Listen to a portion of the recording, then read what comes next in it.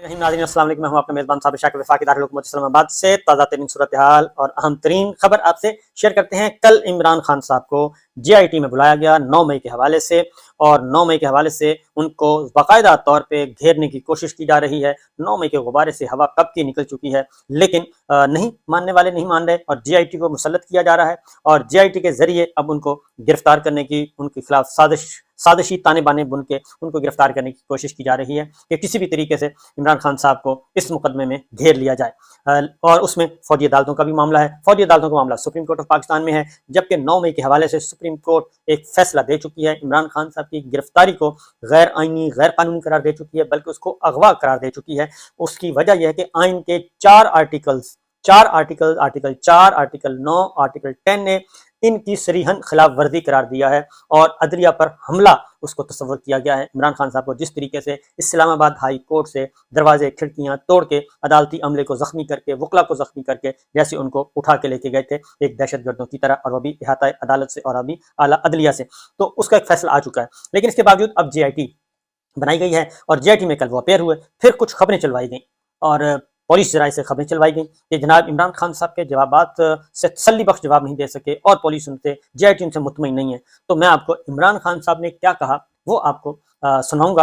वो जरा गौर से सुनने वाली चीज़ें हैं, क्योंकि इमरान खान साहब ने अंदर क्या बातें की और बड़े दबंग तरीके से की, और उनको बताया कि हाँ वाकई साजिश हुई है 9 मई को, लेकिन कैसी साजिश हुई है वो इमरान खान साहब ने बताया कि ऐसे साजिश हुई है, वो भी बताऊंगा। लेकिन उससे पहले चलें पहले जरा इमरान खान साहब को सुन लें कि उन्होंने क्या कहा, उन्हीं की ज़बानी फिर मैं आपके साथ एक और खबर शेयर करूंगा कि दर पर्दा हो क्या रहा है। जरा सुनिए।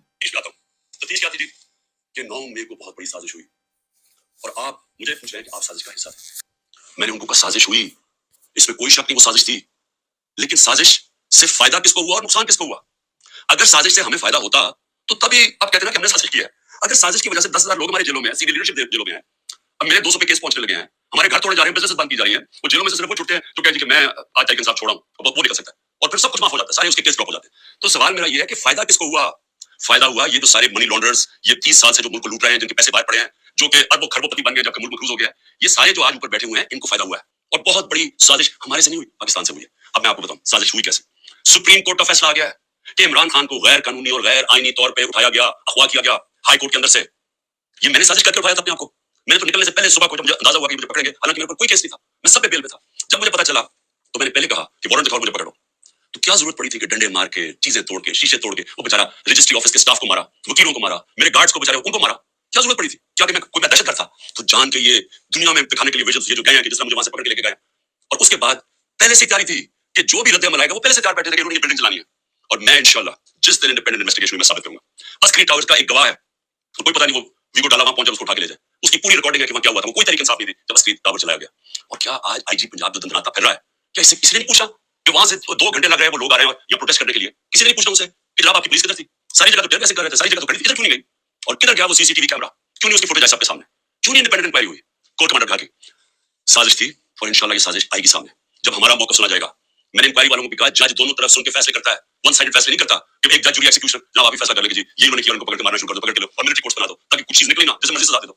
तो मेरी अपनी कौम से जो मैं आज कहना चाहता था वो ये कि इसको जिस तरह इस्तेमाल किया गया, ये नहीं कि उन्होंने तरीके इंसाफ को प्लान करके खत्म करने की कोशिश की, ये हमारी डेमोक्रेसी खत्म कर रहे हैं। मुझे जो आज सवालों से चीज सामने आई वो क्या थी, मुझे कहते जी आपके लोग क्यों गए वहां, कंटोनमेंट में क्यों गए, तो फलानी जगह क्यों गए, आपने पहले से क्या किया हुआ था? मैंने उनसे पूछा कि जब मुझे कमांडो एक्शन से उठाया जा रहा है वहां, तो किधर जाना था लोगों ने प्रोटेस्ट करने? तो उसकी बातों से मुझे ये लगा कि आपको पुरअमन एहतजाज करने की इजाजत नहीं है कहीं GHQ के सामने या कंटोनमेंट के सामने। मुझे बताया आइन में किधर लिखा हुआ है? कहीं आइन में लिखा हुआ है तो मैं मानूं कि मैंने कानून तोड़ा है। आइन में लिखा हुआ है कि आपका हक है, हर पाकिस्तानी का हक है कि जब नाइंसाफी हो, समझे, नाइंसाफी के खिलाफ प्रोटेस्ट कर सकते हैं पुरअमन तौर पे, ये आपका आइन का हिस्सा है।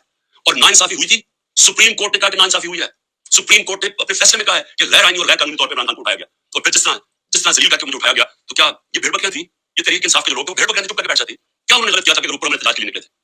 जी वो जो जियो फेंसिंग में वहां भी पहुंच गया ना, वो भी सारे को जेलों में डाल दिया। इसका मतलब आप ये कह रहे हैं कि आप सारी जगह एहतजाज अगर कर सकते तो करें, लेकिन कहीं भी कंटोनमेंट के अंदर GHQ आप उसके सामने एहतजाज नहीं कर सकते।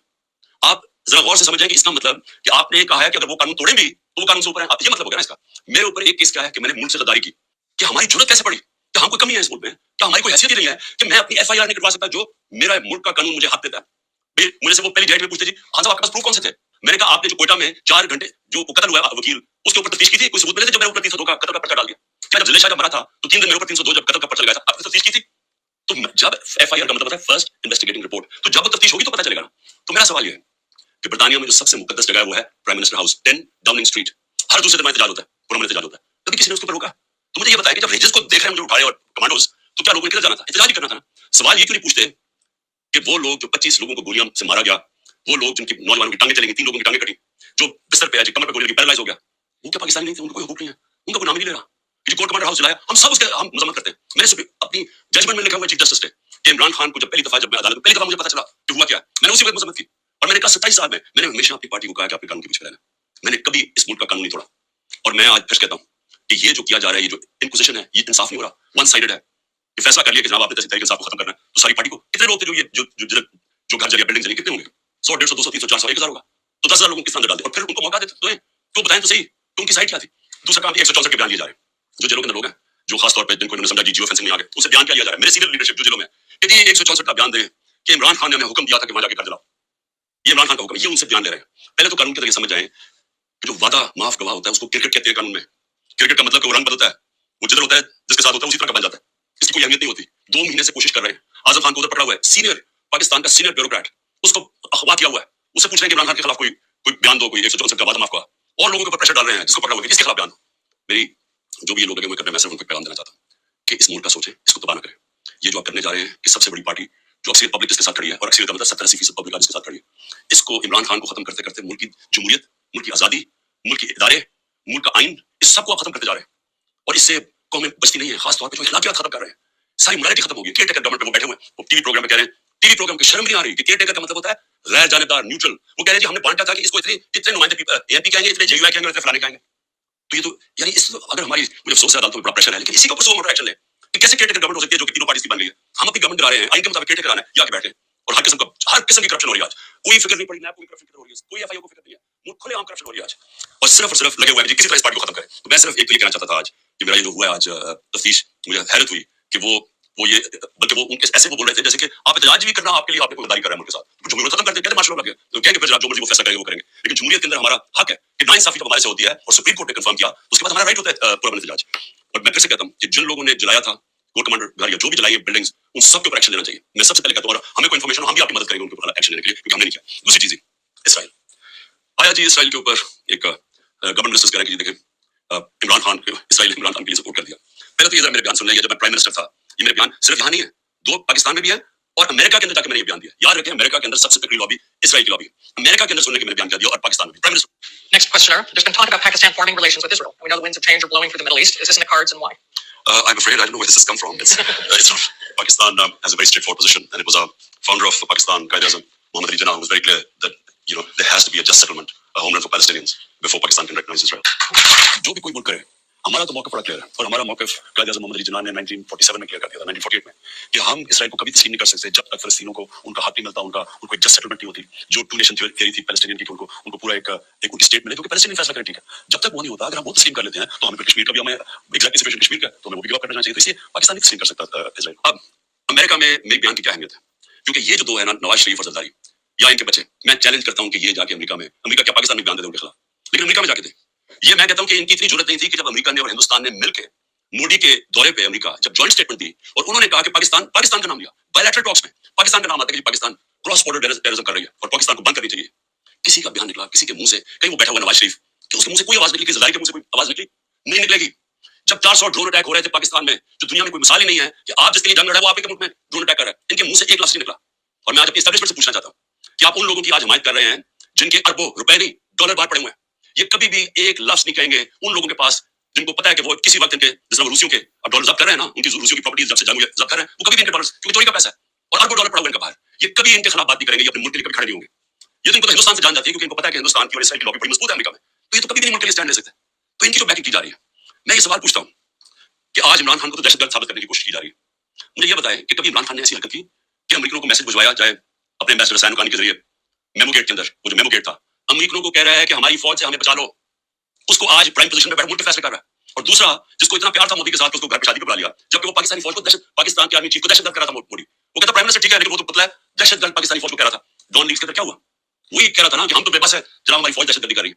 वो लोग आज मुल्क के फैसले करें और वो बैठ के باہر بیٹھ کے اپنے بڑے بڑے محلات کے اندر اربوں روپے کی پراپرٹیز کے اندر وہ بیٹھ کے جناب وہاں فیصلے کریں گے کہ ملک پہ کیا ہوگا, ملک پہ الیکشن کب ہوگا, ہم وہ فیصلے کریں. اور یہاں کے نظر نہیں آ رہا ہماری اسٹیبلشمنٹ کو, آپ کو نظر نہیں آ رہا کہ یہ کر کے رہے ہیں اس ملک کے ساتھ, کیا ان کا انٹرسٹ ہے پاکستان سے, کیا جب مشکل پڑی ہے ملک سے باہر ہی بھاگے, کیا اسٹیبلشمنٹ نے خود, میں گواہ ہوں جتنی دفعہ مجھے انہوں نے کرپشن کے کیسز بتائے, میں گواہ ہوں جب جنرل باجوہ نے بتایا کہ انہوں نے فلانے ملک سے کتنی کمیشن اربوں ڈالر کی کمائی, میں گواہ ہوں کہ جب انہوں نے بتایا کہ یاسر زرداری کے جو کیسز ہے, شروع کی بات تھی, بعد میں تو ڈیلنگ کر لی انہوں نے.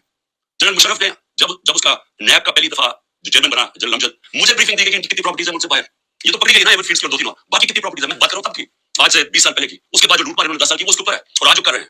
تو کوئی ہمیں فکر نہیں ہے کہ ہمارا ملک بینکرپٹ ہو چکا ہے اور ہم آج انجینئرنگ کر رہے ہیں ہماری اسٹیبلشمنٹ کہ یہ لوگ پھر واپس آ جائیں, تو کوئی فکر نہیں ہے ملک کی.